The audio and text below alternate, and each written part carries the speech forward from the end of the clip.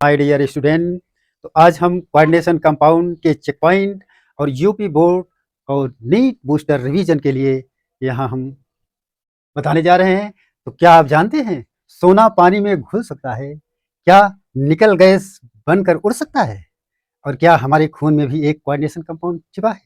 अगर नहीं जानते तो आज का वीडियो आपके लिए है।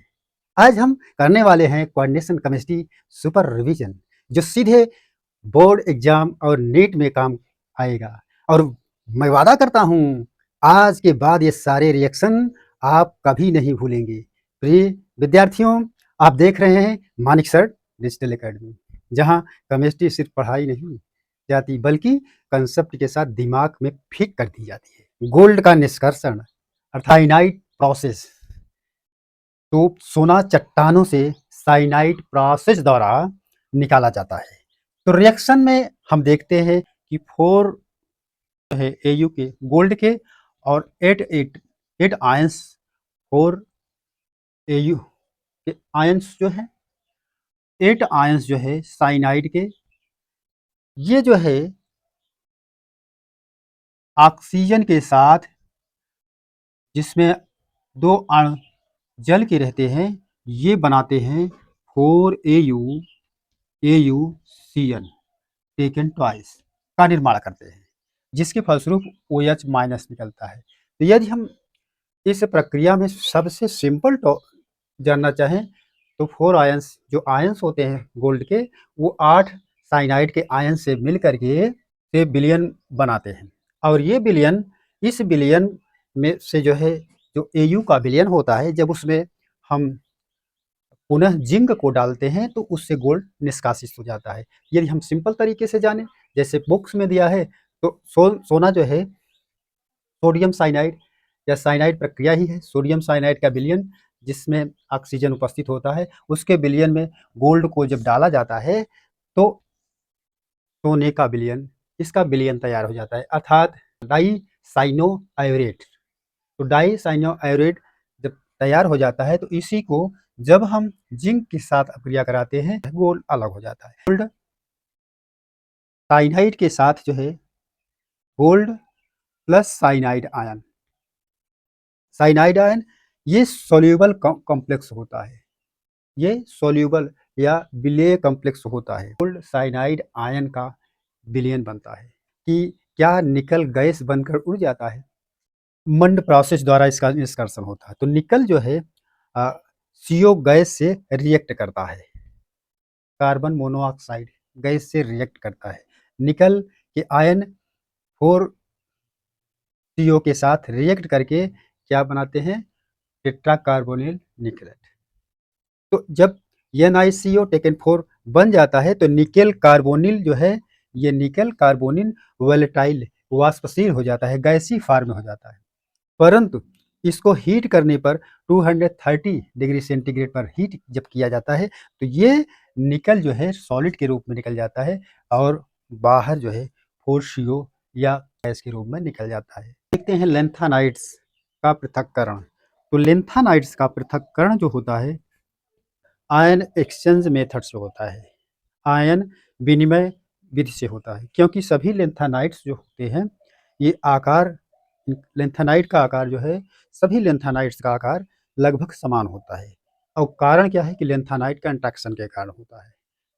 बाहर के इलेक्ट्रॉन जो है आपस में जो है ये कंटैक्शन होता है, तो लेंथानाइड कंटैक्शन के कारण जो है जितना परमाणु क्रमांक बढ़ता जाएगा उसकी साइज जो है घटती जाती है। सीरियम से लेकर ल्यूटीशियम तक जो है लेंथानाइड कंटैक्शन होता है। अगर सीरियम या ल्यूटीशियम की बात करें, लास्ट में अगर ल्यूटीशियम है तो ल्यूटीशियम सबसे छोटा होगा देन सीरियम की अपेक्षा, क्योंकि लेंथानाइड कंटैक्शन के कारण इनकी साइजें घटती जाती हैं, इसलिए जो है इनमें विभेद करना मुश्किल हो जाता है। इसलिए इसको जो है लेंथानाइड एक्सचेंज मेथड से, आयन विनिमय विधि से जो है लेंथानाइडों का पृथक्करण या एक्सट्रैक्शन किया जाता है। जब यहाँ कॉपर और कैडमियम में जब विभेद देखते हैं तो कॉपर जब रिजेंट पोटेशियम साइनाइड के साथ रिएक्शन करता है तो रिजेंट तो एक ही है। जब पोटेशियम साइनाइड को कॉपर से रिएक्शन कराया जाए या कैडमियम के साथ रिएक्शन कराया जाए, जिसको हम कॉपर को Cu और कैडमियम को Cd यहाँ लिख रहे हैं। जब कॉपर के आयंस जो है साइनाइड के आयन से 4 साइनाइड के आयन से रिएक्शन करते हैं तो क्यूप्रिक साइनाइड बनाता है। और ये क्यूप्रिक साइनाइड यदि हम K लिख दें तो यहाँ K लिखा जाएगा, 4 आ जाएगा, पोटेशियम क्यूप्रिक साइनाइड। ये मोर स्टेबल होता है और यह स्टेबिलिटी का कारण है कि इसमें इलेक्ट्रॉनिक विन्यास अधिक अस्थायी होते हैं। जबकि जब कैडमियम आयन के जो पोटेशियम साइनाइड के साथ रिएक्शन कराया जाए तो हमने यहाँ ब्रीफली में इसलिए डिनोट किया है कि आपको समझ में आ जाए कि कैडमियम के आयंस जो हैं जब साइनाइड के आयन से रिएक्शन करते हैं तो यहाँ टेट्रासाइनोकैडमियम बनता है। ये अस्थायी नहीं होता, बट ये अस्थायी होता है। ये विभेद है, लेकिन दोनों कोऑर्डिनेट कंपाउंड बनाते हैं। ये अंतर इनके कॉम्प्लेक्स में हाइड्रोजन सल्फाइड डाला जाता है तो कॉपर सल्फाइड जो है अवक्षेपित हो जाता है। उसी प्रकार से कैडमियम के जो कॉम्प्लेक्स बनते हैं उसमें H2S प्रवाहित किया जाए या हाइड्रोजन सल्फाइड को प्रवाहित किया जाए तो कैडमियम के सल्फाइड भी अवक्षेपित हो जाते हैं। दोनों में समान अंतर है, दोनों कोऑर्डिनेशन बॉन्ड बनाते हैं, बट ये अस्थायी है और ये अस्थायी होता है।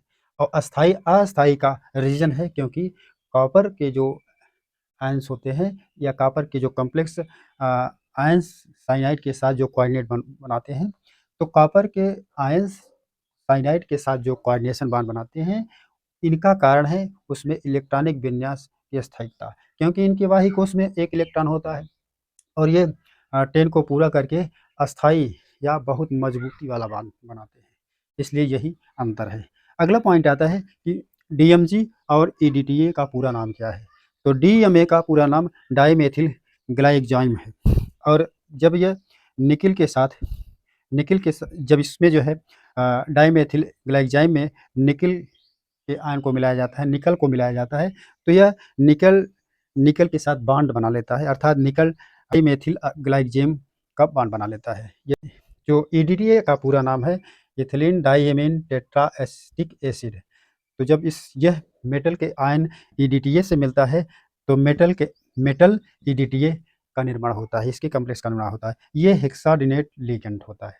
तो डीएमजी का पूरा नाम डाइमेथिल ग्लाइकजाइम और ईडीटीए का पूरा नाम है ethylene diamine टेट्राएसिटिक acid.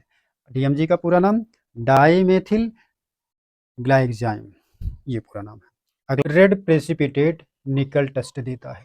Magnesium porphyrin से क्या बनता है। तो मैग्नीशियम पोरफायरिन से क्लोरोफिल का निर्माण होता है और ये जो है फोटोसिंथेसिस में मुख्य भूमिका निभाता है और इसका फोटोसिंथेसिस का मेन या मुख्य पिगमेंट या कलर होता है। हीमोग्लोबिन में कौन सा कॉम्प्लेक्स होता है। तो हीमोग्लोबिन में जो है Fe पोरोफायरिन आयरन युक्त पोरोफायरिन कॉम्प्लेक्स होता है और इसमें जिसको हम हीम ग्रुप कहते हैं, यह इसमें आयरन की ऑक्सीडेशन अवस्था जो है +2 हुआ करती है, इसको Fe+2 से दिखा सकते हैं। तो लेड पॉइजनिंग का उपचार किसके थ्रू किया जाता है। तो यह जो है लेड पॉइजनिंग का उपचार जो है किसके थ्रू, तो ये जो है उपचार किया जाता है चिलेटिंग एजेंट ईडीटीए। जो ईडीटीए होता है यह जो है चिलेटिंग एजेंट है जो लेड के पॉइजनिंग को उपचार हेतु प्रयोग किया जाता है। यही लेड के आयन जो है ईडीटीए के साथ रिएक्शन करके लेड ईडीटीए बनाता है, जिसके थ्रू जो है एक कोऑर्डिनेट कंपाउंड का निर्माण होता है, जिसके थ्रू जो है लेड के पॉइजनिंग को दूर किया जाता है।